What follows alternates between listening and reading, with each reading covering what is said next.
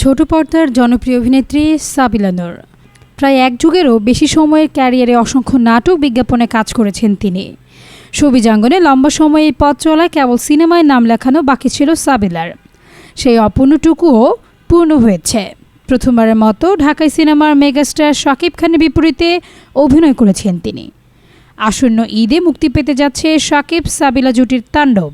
সাবিলা নূরকে এক্ষেত্রে ভাগ্যবতী বলাই চলে।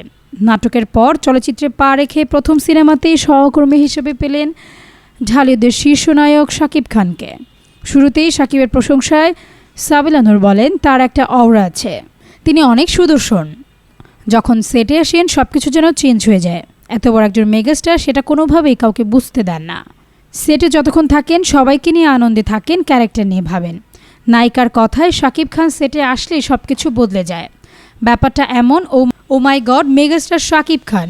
ওই জায়গাটা থেকে একটা নার্ভাসনেস ছিল, কিন্তু অ্যাকশন বলার সঙ্গে সঙ্গে ভয়টা কেটে যায়। যখন পরিচালক অ্যাকশন বলেছেন তখন আর ওনাকে শাকিব খান মনে হয়নি। তখন আমার যে ক্যারেক্টার সেটার সঙ্গে ওনাকে স্বাধীন হিসেবে ভেবে নিয়েছিলাম। প্রসঙ্গত, সব কিছু ঠিক থাকলে আসন্ন ঈদুল আজহার প্রথম দিন থেকেই দেশের প্রায় 150-টিরও বেশি সিনেমা হলে একযোগে দেখা যাবে শাকিব সাবিলার তাণ্ডব।